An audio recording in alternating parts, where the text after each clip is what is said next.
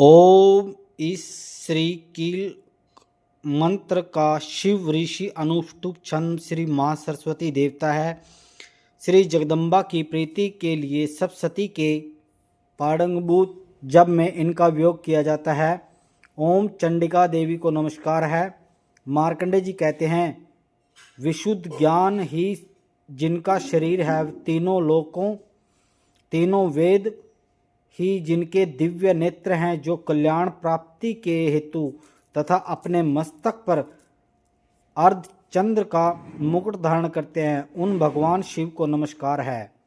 मंत्रों का जो भी अभिकीलक है, अर्थात शिव को नमस्कार है। मंत्रों को अभिकीलक है, अर्थात मंत्रों की सिद्ध में विघ्न उपस्थित करने वाले शाप रूपी कीलका का निवारण करने वाला है। उस सप्तरूपी सप्तशती स्त्रोत का संपूर्ण रूप से जानना चाहिए और जानकर उसकी उपासना करनी चाहिए।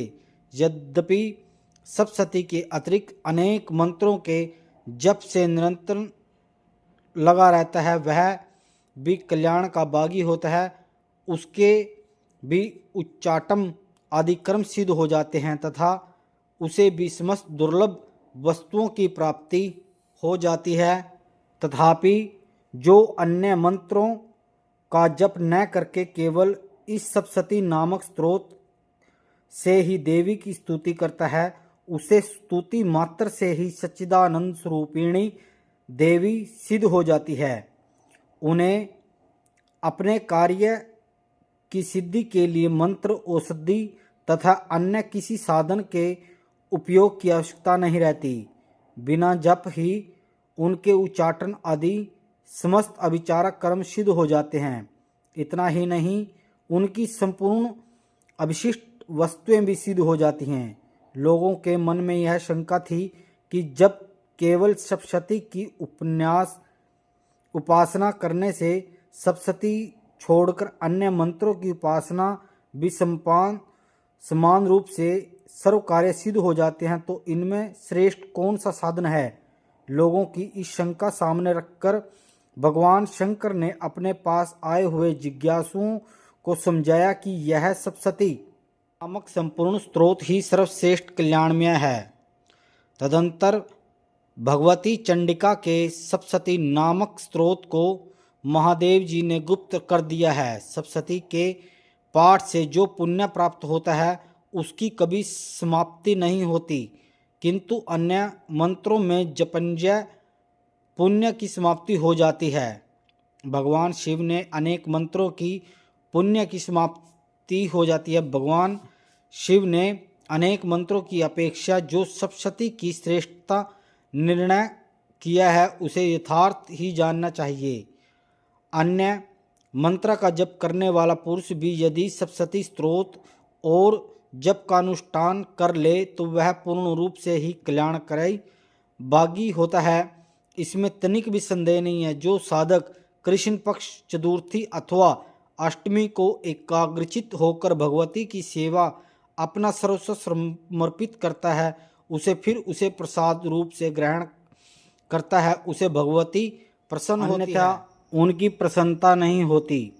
इस प्रकार सिद्धि प्रतिबंध रूप कीलक के द्वारा महादेव जी ने इस स्त्रोत को कीलित कर रखा है, जो पूर्वक रीति से निष्कलन करके इस सप्तशती स्त्रोत का प्रतिदिन यह स्पष्ट उच्चारण पूर्वक पाठ करता है, वह मनुष्य सिद्ध हो जाता है, वही देवी का पार्षद होता है और वही से गंधर्व भी होता है। सवस्त्र विचरते रहने पर इस संसार में उन्हें कहीं भी भय नहीं रहता। वह अमृत्यु के वंश में नहीं पड़ता तथा देह त्यागने के अनंतर मोक्ष प्राप्त कर लेता है। अतः कीलन को जानकर उनका परिहार करके ही सप्तशती पाठ आरंभ करता है।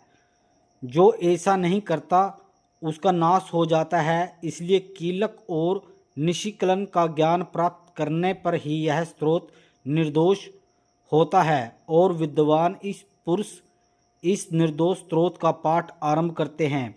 स्त्रियों में जो कुछ भी सौभाग्य आदि दृष्टिगोचर होता है वह सब देवी के प्रसाद का ही फल होता है। इस कल्याणमय स्त्रोत का सदा जप करना चाहिए। इस स्त्रोत का मंद स्वर से पाठ करने वाला स्वयं फल प्राप्ति होती है और उच्च स्वर पाठ करने पर पूर्ण फल की सिद्धि होती है। अतः उच्च स्वर ही पाठ आरंभ करना चाहिए। जिनके प्रसाद ऐश्वर्य, सौभाग्य, आरोग्य, संपत्ति, शत्रुनाश तथा परम मोक्ष की सिद्धि होती है, उस कल्याण में जगदम्बा की स्तुति मनुष्य क्यों नहीं करते। कीलक स्तोत्र संपूर्णम।